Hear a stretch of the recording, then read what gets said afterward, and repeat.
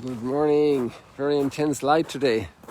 It's very dry, but it's supposed to be raining. Yesterday evening it was supposed to be raining since 6 this morning, and now it's almost 7 and it hasn't started yet.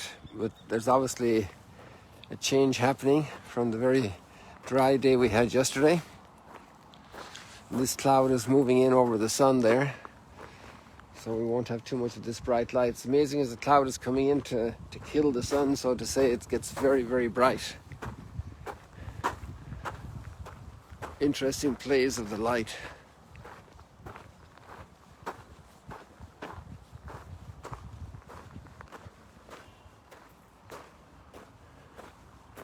A lot of light, a lot of bright light. That's what we have also in the readings today. Amazing bright light.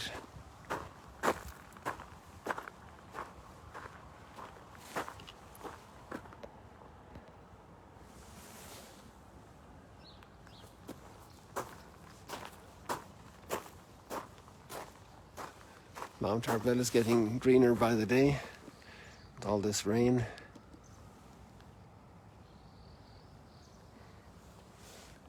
Gone is the brown now until May.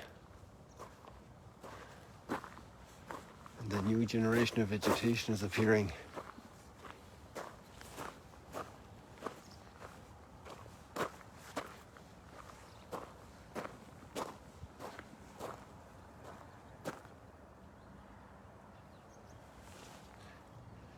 It's like shining a light, a big bright light.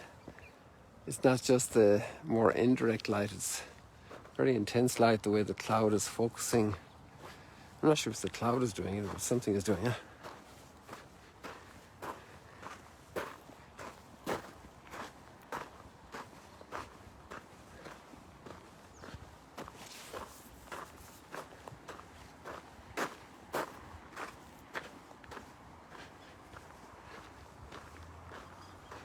Today we have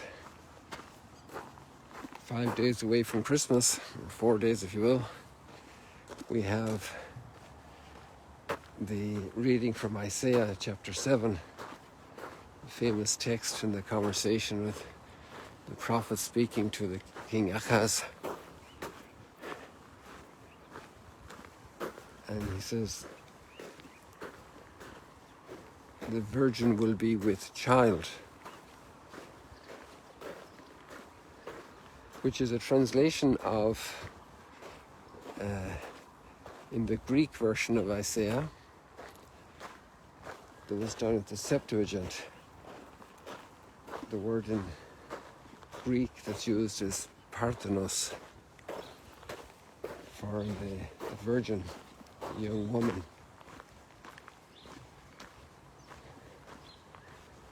And in Matthew's Gospel, this is read as the fulfillment of the prophets that Mary conceives Jesus as a virgin.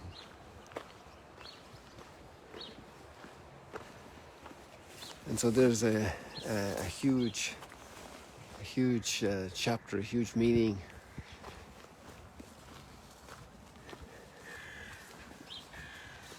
And all the scholars debate these things so much.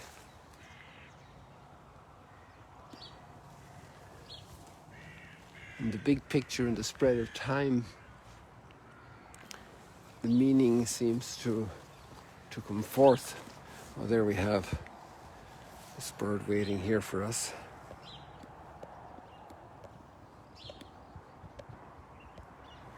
I think that's our purple heron.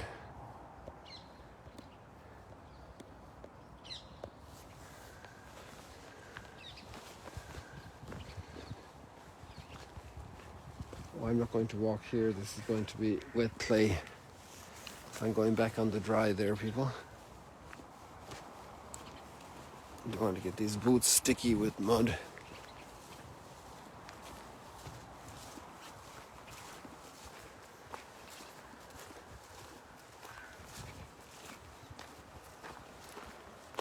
God is the God of life. He's the one who gives life. And King Ahaz is trembling because the enemies are basically on the doorstep, just north of Jerusalem and Ephraim. and he's trembling. And Isaiah the prophet gets the message to go and say, the girl will give birth. Life continues. God gives life.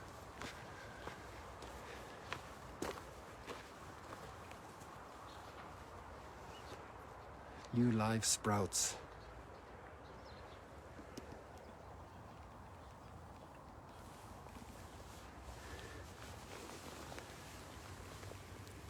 It sprouts from where you don't expect it, because the author of life gives life. And separated from the author of life,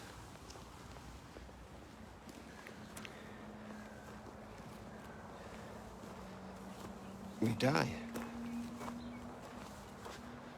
We die as a people, we die in our spiritual lives. We renounce the source of life.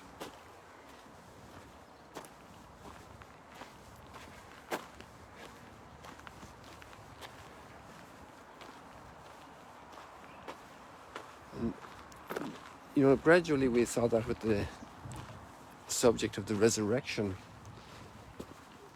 There is really a history of the development of the teaching of the resurrection.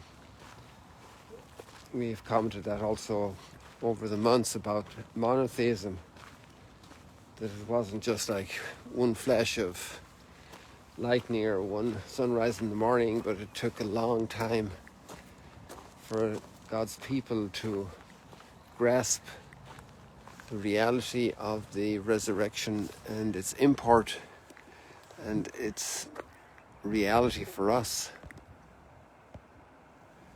And then when you have the resurrection, then you look back and you say, okay, now I understand the other texts that were hinting in that direction all the time.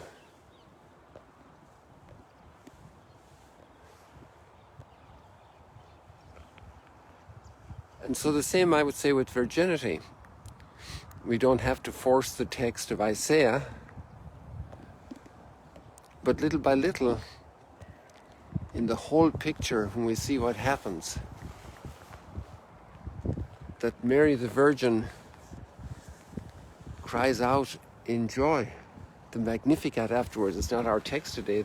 We have the text of the Annunciation, which is absolutely amazing. But taking advantage of this Isaiah text together with the text of the Annunciation, comes to mind also the daughter of Jephthah, the judge, maybe 500-600 years before Isaiah, and she mourns her virginity because fecundity is the fullness of blossoming of life, the new life sprouting, coming forth, giving birth. And she mourns her virginity. But Mary will go on to sing a Magnificat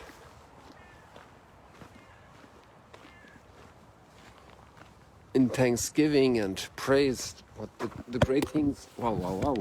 What happened here? Sorry about this. The great things God has done. Oh, this wants to keep dancing here. Sorry about this, people.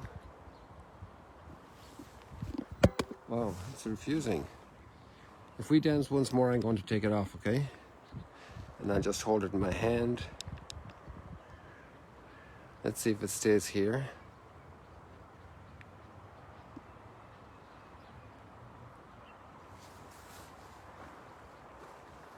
One more dance and I'll take it off. Let's see if it stays. I just go more gently.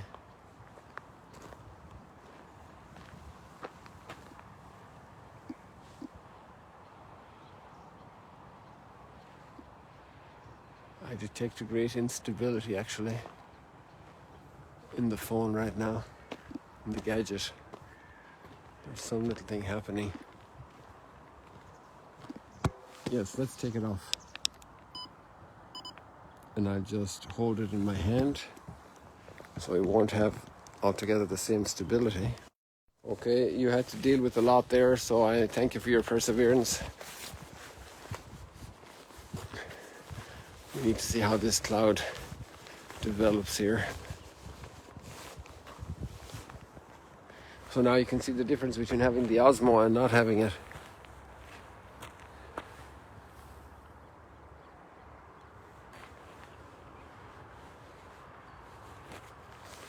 So let's take those points, starting with Jephthah's daughter, or let's start with Genesis, be fruitful and multiply, fill the earth. So this fecundity of, also in the sexual life, in family life, in marriage, is of the highest order of good. And then when it's frustrated, like with Jephthah's daughter, we won't go into the details of the story. You can just look it up if you wish. The book of Judges. And Jephthah's daughter mourns her virginity. And Mary comes to praise God for what he has done in her, making her virginity fecund and fruitful, because God is the author of life. And then if we spring forward to the thousands and tens of thousands and hundreds of thousands, and surely over 2,000 years, millions of people who have consecrated their sexuality completely to God, and to see the fecundity of their lives, we just think of a Mother Teresa, Catherine of Siena,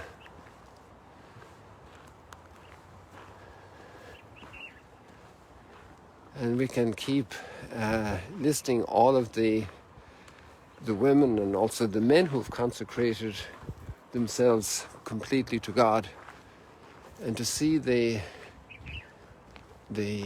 motherhood and the fatherhood that has developed. So this, I'd say, a text can be analyzed in various ways, but in the whole picture, it's a very important chapter in the whole story of consecrated virginity and of the fecundity of this. And at the end of the day, both are showing that God is the author of life. The life of childbearing, the life of fruitfulness. God is the author of our lives. And that's why the angel can come to Mary and say, you will bear a child. It's coming on God's behalf, full of grace. And that's what the consecrated person does. The consecrated person says, I am trusting completely in God. I am putting my whole fecundity in God. My maternity or paternity, as the case will be, is completely founded in God. Because he is the one who does the great things. He is the one who is the author of life.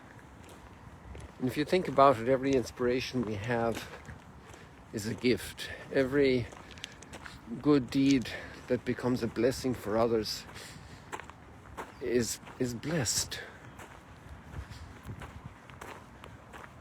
We still have a lot to do to understand our dignity as human beings, holding ourselves strong and upright, and realizing that really our source of strength, and if we don't tremble before the challenges of our world and life, our source of strength is from God. He is the source of our strength. He is the source of our life. And every one of you who are parents can maybe turn to God right now and say, thank you for each child. Thank you for this child. Thank you for that child. Thank you for the other child. Thank you for allowing me to be a parent. Thank you for the gift of salvation that you gave through each of these children, that's still developing, that's still flourishing. And in this union with God, which is the point of the consecrated virgin, then you also have this. To discover God's angel in our lives, calling us to open up our hearts. For Achaz, it's very difficult. He kind of turns down Isaiah and he says, I will not ask God for a sign. Let God be God. Let God give us the signs he wishes to give us. Let our hearts be open for these signs to come in to our lives and call us from our slumber, call us from our dangers, rebuild our hope.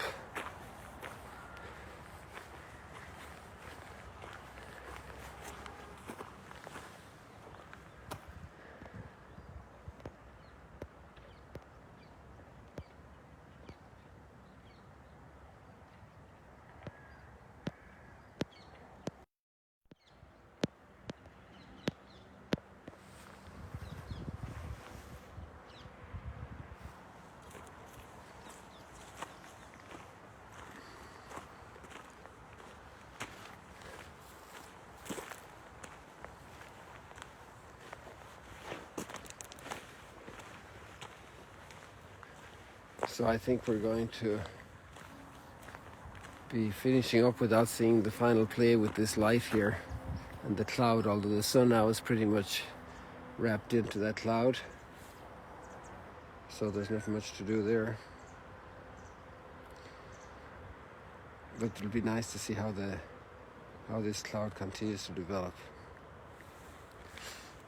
So let's finish off with the psalm line today. Let the Lord enter, he is the King of glory. Let the Lord enter, he is the King of glory. That's what Mary does. She opens herself and the Lord enters, the King of glory.